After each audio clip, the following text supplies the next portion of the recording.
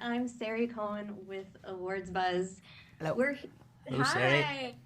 Oh my gosh, I'm so excited to be with the two of you today. I know we're missing a member. Why don't we start by just introducing yourselves? I'm Móglaí Bap or Nisha or actually I only have two names, Móglaí Bap or Nisha. I'm DJ Próvai or JJ, and together we We are are JJ. Batman. Well, it's so awesome to hang out with you guys today. I want to start from the beginning of your musical journey together. Tell me about how you found each other. Well, yeah, let's just start there. Love. Love, yeah. He was on a boat, going out to sea, It was and a cruise. it was about to crash off a rock, and I swam over and saved him. We were like organising like contemporary Irish language festivals in Belfast because there isn't many of that sort. And DJ Próvai was, as we said, the Justin Bieber of the Irish language world. He would make like pop songs in Irish and stuff. And then like, Justin Bieber took them and translated them to English and became a big hit off the back of them. But and never spoke to him Good again. luck to him, you know. But yeah, we started that festival, and like us and all our friends, we all spoke Irish together, and we partied together, and that's how we all found each other. And there is kind of like a subculture of young people in Belfast now in the city who speak Irish. And I think once we met each other, that we all knew we had something special there, and we would like, obviously we're all speaking Irish, and there's a lot of words maybe that are in English from youth culture, like drugs terminology and stuff that aren't in Irish. So we'd always like translate them words for fun. Like a joint would be a doujin, and cocaine would be sneesh. Yeah, Doujin was like an old Irish name for a clay pipe, you know, but we just kind of repurposed it to mean joint. Yeah. So then because of that there, we felt like we wanted to represent this identity in like the form of Kneecap to put it on a screen or to let people know around the world, and also just to kind of represent this new subculture in Ireland. And that's why we put our first song, Carta, out. But we had no intentions of, you know, going beyond Ireland, because we were making a song in Irish, completely in Irish, with no English actually in that first song. So we just did it, as we say in Ireland, for the crack. And we didn't think that anybody outside of Ireland or even Belfast would have any interest in it. But thankfully, now we're in Hollywood. You set that into motion, and here we go. Well, it's wild. What was it like when it started catching on? Do you remember the moment when you realized that you were just garnering this international fame? International fame. Um, don't really. It seems good like one big don't long really day. think about it. The good thing about Ireland, like nobody's really famous in Ireland because you'll be kept humble very easily. Yeah, you're not allowed to get above your station, you know. People ground you very quickly, which is brilliant. Yeah, and Ireland's such a small place. Like you just bump into people all the time. You know what I mean? You'll bump into Paul Meshkill. He'll be getting his groceries down in Centra. Always we GEA shorts With on. his sexy shorts on. But yeah, no, I think Glastonbury was a big. We just played Glastonbury there. It was a big moment for us, and like we had like that's like one of like the pinnacle of festivals I think in Europe, and like we had two basically sold-out shows with massive crowds at Glastonbury, and that was definitely a big moment for us because obviously that's in southern England and it's a whole different crowd of people. So that was one big moment for us, I think. Yeah, and then you have people like Elton John playing your music on his radio show the last few weeks, and That's pretty crazy. he's like an icon He's of pretty icons. famous. He is famous. Yeah, I think he's going to be big. He's gonna be big one. Watch day. this space, Elton John. You heard it here first. I'm still down him. I think I might have heard of him before. Yeah, he's lovely. Rocket Man. Nice you know? glasses. He is a rocket man. Yeah. That's right. Yeah. So now I want to hear about the journey of this movie because I understand you were contacted by a writer first. How did this whole thing kind of snowball? Yeah, we're contacted by the director, Rich Peppiat. He tried to contact us for a few months on email, but we He was being in the spam folder. we ignored him. Of course, because he was from England and still is from England. Yeah, he'll always be from England. But he does have an Irish passport now, I think, does he? He's applied for it. He's yeah. applied for it. He's got a Canadian We might passport give as it. well. We might give it to him, Yeah. an honorary Irishman. But we just ignored him for a while because we were just hesitant of someone wanting to make a movie about us, and we've never acted before. And the fact that if we made a film, that was crap. It would seriously damage our music careers because who wants to go see a film? Who wants to go see a band like at a concert when they have a really crap and cringy film in it? So it was a massive risk for us in that regard.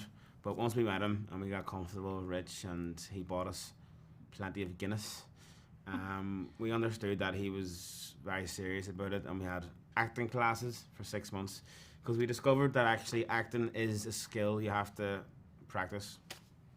Yeah, and when we were writing the film as well, Rich had his great vision, and we were kind of tying into that vision and adding stories to it and giving him our kind of life experiences as well. But everything went through this wee prism of truth, to make sure that that's how it would be, that's how we would say things. So if he had something written down that we wouldn't say, we go, I wouldn't say that.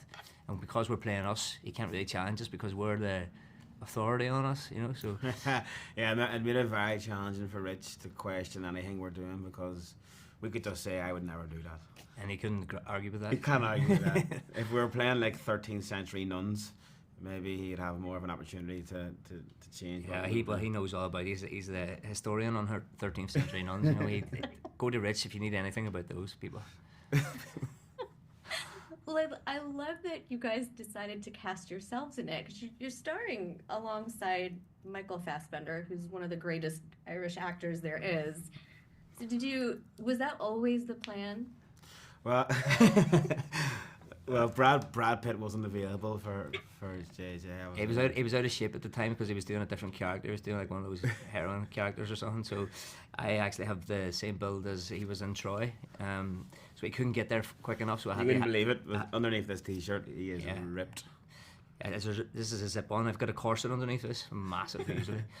As we say, it was the role we were born to play.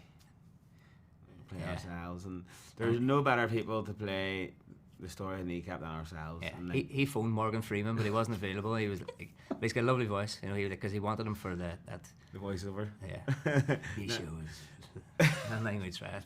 Don't try. You need more acting classes. Yeah, need more.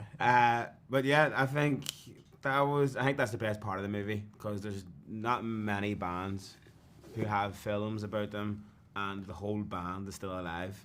Usually one of them has a heroin addiction and they die or something like that there, and usually then there's a film. But for us, we had our debut album come out at the same time basically as this movie, so I don't think that has ever happened. Yeah, it's out now. Go and buy it. Go and buy it, stream it. It's true. I mean, you guys, first of all, you're amazing in the movie. You're awesome actors. Your music is great. I don't think the world has ever seen anything like this before. Oh, I'll take that as a very high praise. Yeah, they definitely haven't. I mean, if anything, when we were setting out to do Kneecap, the band or the movie, we always wanted to be very original and very authentic. And like the movie is very colloquial. We have a lot of terminology maybe that wouldn't be understood outside of Ireland. Yeah, we never like tried to dilute the script to make it more digestible. We always stuck with what we thought is the most authentic version, and I think because of that the movie stands on its own. And it's kind of like Trainspotting and all these films, like they just made it the way it should be in Scotland, and the way we made it the way it should be in Belfast. Yeah, you don't want to hand feed everything, you want people to be able to think for themselves and not just sit there and go, right. We were at a screening last night and a lot of people didn't understand a lot of the stuff that we were saying, but in English. Yeah, in English, but that was Irish English, and some people think that Irish is just this funny accent which sounds like you're eating a spud or something. But it's a funny accent, but it's also a language, People, a lot of people don't know that because they don't know the history of Ireland or whatever. And it's fair enough, but it's good to see people's eyes being opened to something like this, because it tells you of Ireland today, and not this kind of romanticised version that people are all dancing around bowls of stews and wearing orange jumpers and chasing leprechauns. Those days are gone. They were the good old days. The good old days of leprechauns. Yeah. Pots of gold. The movie is semi-autographical. I want to touch on a little bit about what audiences are going to see in it and how it's been translating to audiences all over the world. Yeah, it's really interesting for us to we went to Sundance and New York, and to we watched the film with them audiences, and it's interesting to see how it resonates with the audiences differently. Like in Ireland, they obviously would get a lot of the jokes a lot easier. In America, they find it funny in a different way. 'Cause I think when we watched it in Sundance, obviously Jay Adams is in the film. Like he's a very prominent political figure in Ireland. But the audience in Sundance was quite young. They were like 30, mid-30s, and they just thought he was just like a Santa type character, and nobody laughed. But in Ireland, like the whole room went crazy, and small things like that there. Yeah, and we won the audience award at Sundance, which was a massive kind of indication of how people are, receiving it, regardless of if they understand all the jokes and the terminology. So like around the world, people view it differently. I was saying if they had a laughometer, a laugh graph, that you would get peaks and troughs at different places all around the world. So that's a good indication that you don't have to get the jokes exactly as we wanted them to be gotten. People will just get their own humour out of it as well. Yeah, and as we were saying though, from day one, we were making this film for number one for Irish speakers and for people in Ireland, and that's what we always stuck by. But we are like, it's an honour and a privilege that people outside of Ireland enjoy this movie and it resonates with them. And I think the film just touches on, it's all about identity, and I think all around the world people can connect with that there.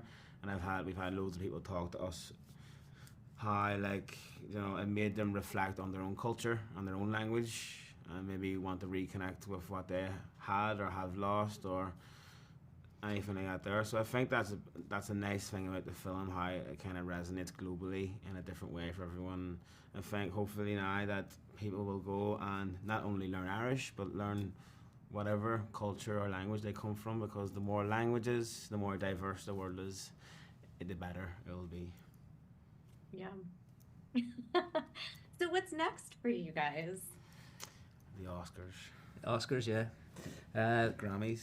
The Oscars, the Grammys, and then And we'll then probably take a wee break in it. maybe a holiday. Holiday would be Now nice. we're going on tour in America in September, so you can come see us. In September in the East Coast, and then we're going on tour in England, and then in Europe, and then Australia.